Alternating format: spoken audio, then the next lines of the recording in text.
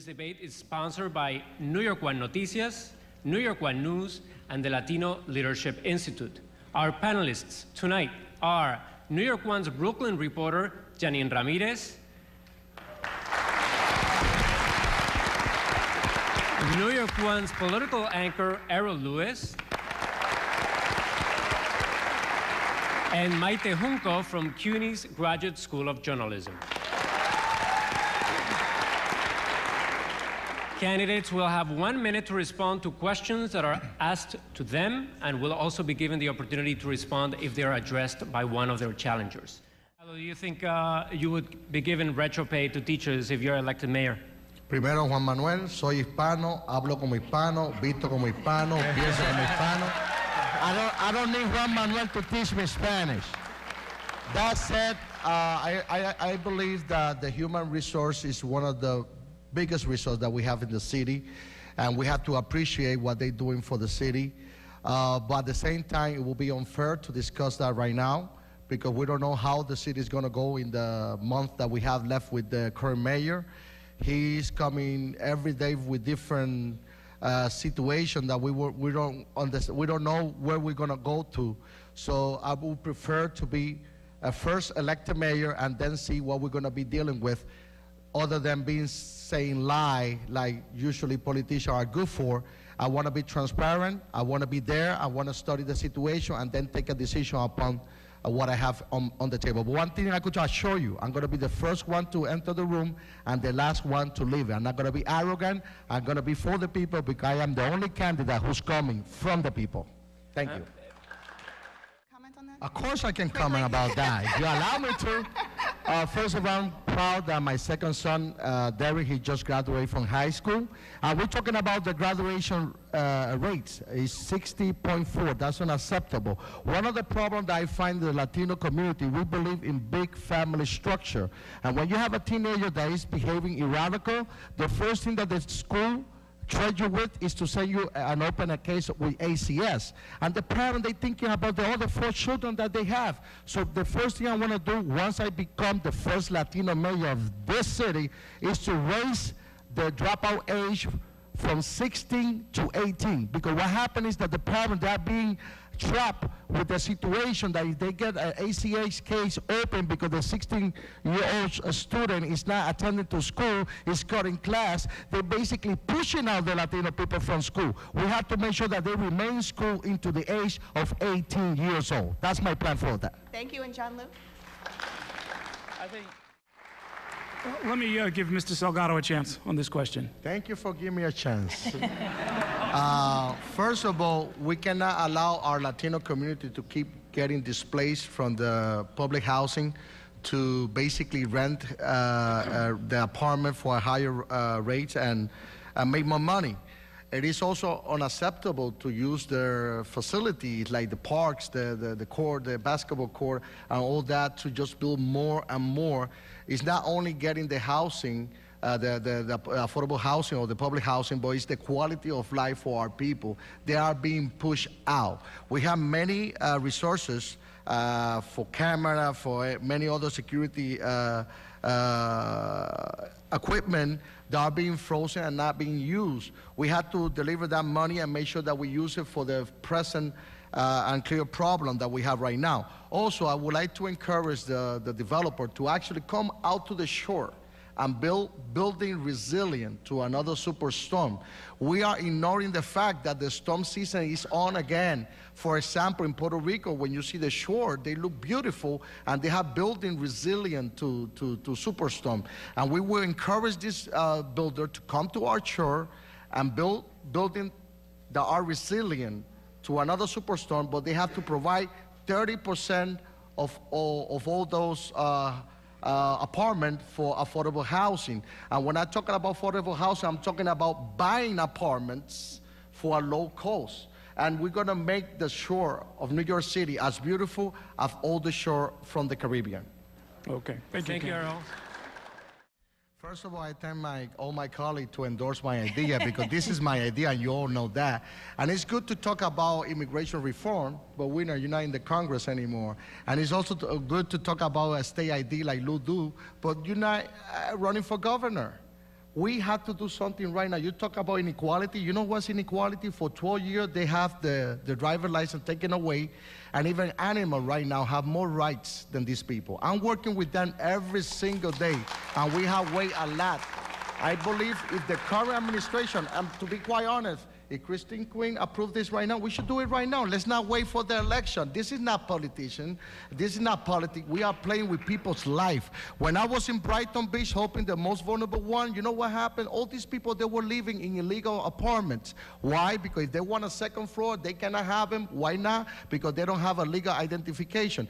The mayor could do something. If I would be running for governor, or if I would be running for president, then I talk about the reform. But I'm running for mayor, and that's something that the mayor could do right now. We don't have to wait for election day.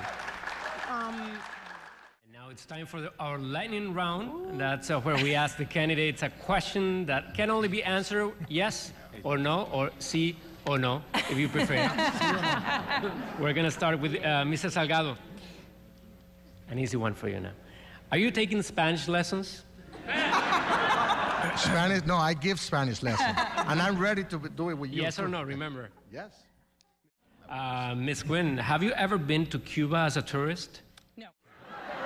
Mrs. Salgado? Almost. What'd you say? That's a no. Okay.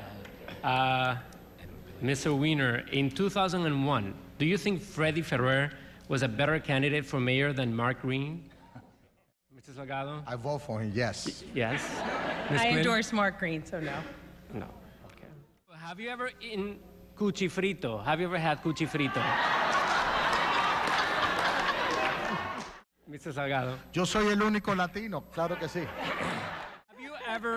Have you ever illegally hailed a livery cab on the street?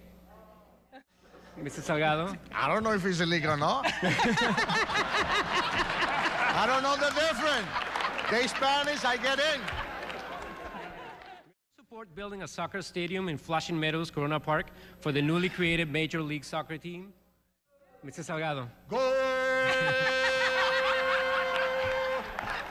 That's a yes? Yes. Ms. Quinn? I know it's yes or no, but this relates to land use items we're going to have at the council, so I just do you can't support it or answer. not? I'm not going to get ahead of the local member. I know you want a yes or no, but I need to be respectful to council member. Mr. Wiener. Mr. Wiener.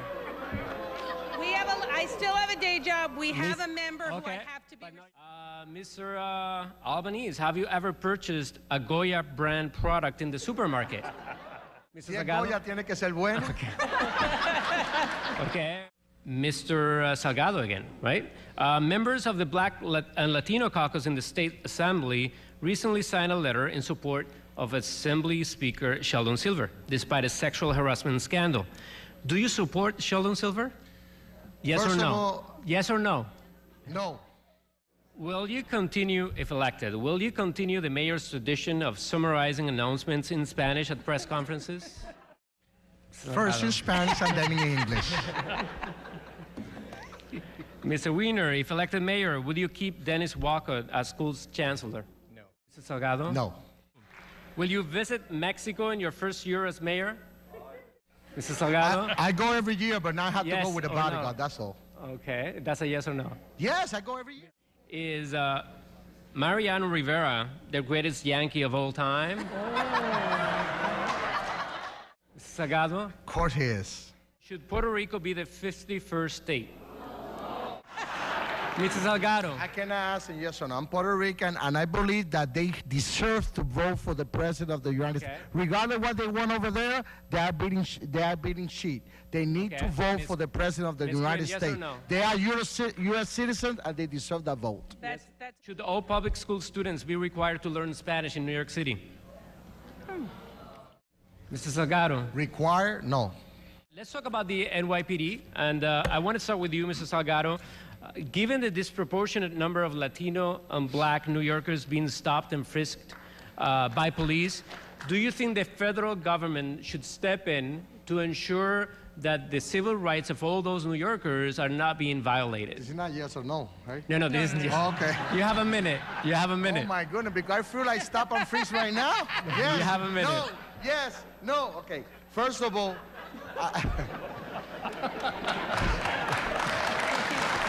I've been stopped and free by Juan Manuel. You have a minute. First of all, it is a very sensitive thing. I share a story of mine that was stopped and things got not freeze, but some people say in one newspaper that it was an imaginary cop. It is not imaginary. The chance that Mayor Bloomberg have to be stopped and freeze right now is 0. The chance I have to be stopped and freeze out there is 50, 60, 70%. And I'm concerned for my son, Eric. He's 20 years old. Derek, he's 18 years old. They drive. I don't know what's going to happen to them. I believe that we have to increase the police officers to 37,000, and we have to stop and freeze. For me, stop and freeze is an inexpensive way to enforce the law, and we have to stop that because it's us. It is the reverend, it is the pastor, it is the grocery store owner, the barbershop owner who are suffering the consequence of stop and freeze. It is very embarrassing to be stopped in your neighborhood and be held against the wall. So would you like to see, finish my thought. Before you're elected mayor, would you like to see the Justice Department step in? Yes, I would like them to check it out. It doesn't hurt me or my people. I want them to check it out, yes. Okay, let's move to health. The Latino community, lots of health disparities in the Latino community. We're talking diabetes, obesity. The city's soda ban was legally blocked. The Hispanic Federation opposes it. Sal Albanese, is it worth pursuing? Will you pursue it? Some of my colleagues don't really understand how the Latino people think. I have 6 children. When I go to a restaurant to eat, it's not the cost of the food what kills you. It's the cost of the drink. We usually buy 2 big soda and we share. That's the way we do things. And who is this mayor to tell me that I cannot buy a big soda? First of all, when I used to go to school, my mother used to give me $2. One for the pizza and one for the big Slurpee. And I know my wife, she don't like soda. And she prohibits the kids, but that's my wife. And I love her and I respect her. But who's the mayor to tell me what I'm gonna drink? What's gonna be next, the chicken wing? We love chicken wing. And in regard to asthma, my father came to this country from Puerto Rico in 1926. You love chicken wing. I know you love chicken wing. My father came from Puerto Rico in 1926. I was born in the Bronx in 1970. But I was suffering from a chronic childhood asthma that I was taken to Puerto Rico. That's why I ended up with this accent. And I believe every child has the right to live in the land that he was born. This is serious stuff. My father, he didn't speak Spanish. Thank you, Mr. Salgado. We have a great question coming up, and it's Errol Lewis, the one who has it. Yes, candidates, the Bloomberg administration, like the Giuliani administration before it, has been criticized for having only a small number of senior staff members and commissioners who are Black, Asian, or Latino. Are you committed to having a diverse administration as a goal in and of itself, rather than a happy coincidence? And if so, how would you make that happen? And in the course of your answer, please refer to how you have staffed your current office and/or your campaign staff. Thank you. The Latino community, the Latino population represents 30% of all New Yorkers. Right now, they just passed in the council a law to diminish the participant of Latino contractor in city contract from 15% to 9% and from 9% to 4%. So we're not gonna settle for 4%. We need to resolve this problem right now, especially now that we represent 35% of the Democrat Party, we need a Latino mayor to resolve this problem. And it's that, still green. And that's gonna lead me to the next question. That it's by Maite Junco. But we have 20 seconds. Juan Manuel, you don't ever talk. Every candidate is gonna speak 20 seconds. We only have 20 seconds for each candidate. Thank you. It's still green for me. Please. Let me talk. Please. Que me den hablar. Let me talk. Okay, en español. You're gonna. Que me den hablar. Well, 25 years ago, the expectation was that electing a Latino mayor would be something attainable in New York City. I'm sorry, I can't hear Again? you. Yeah, sorry. Here we go. Thank You told me not to speak into the mic, but 25 years ago, the expectation was that electing a Latino mayor would be something attainable in New York City in the very near future. And twice in the last 12 years, actually, Freddie Ferrer came fairly close. This year, we have Erick Salgado running. He's now being, voters are starting to get to know him. And in the general, of course, we'll have Adolfo Carrion. This is a very simple question. Why should roughly 23% of voters who are Latino cast their ballot for any of you instead of for Salgado? Yes, that's a good question. No. First of all, I have a job. No, Salgado. Why not me? Why not now? No. Come on. You're going to be last on this question. He say I'm going to be first. Yes. You're going to be It's first. me 20 who's gonna be seconds. first. 20 seconds each candidate, please. I'm first or last? First, 20 seconds, please. Okay. First of all, that's a good question.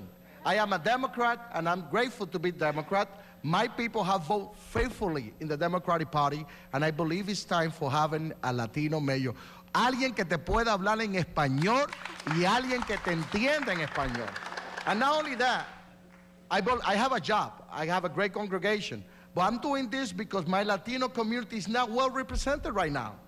We are not well represented. When you go to City Hall, you're supposed to see 30% of all the employees Latino, because if we are 30% of the population, that is the right way to correct the problem. Thank you. Mr. Salgado. Right now, we are only good to drive buses, para guiar la guagua, para guiar el tren, para ser comisionado, para ser Con permiso, Salgado. We are ready to have a Latino mayor in New York City right now. Okay, we have... Thank you, and that's all the time we have for the debate. I want to thank the candidates for joining us tonight, and Hunter College and CUNY for providing the space, the K Playhouse. A reminder, primary day is on September 10th, and the general election is on November 5th. For extensive political coverage, be sure to watch Pura Política on NY1 Noticias and The Road to City Hall on NY1 News. And following this program, stay tuned for analysis of this debate on NY1 and NY1 Noticias. Thank you for watching. Gracias y buenas noches.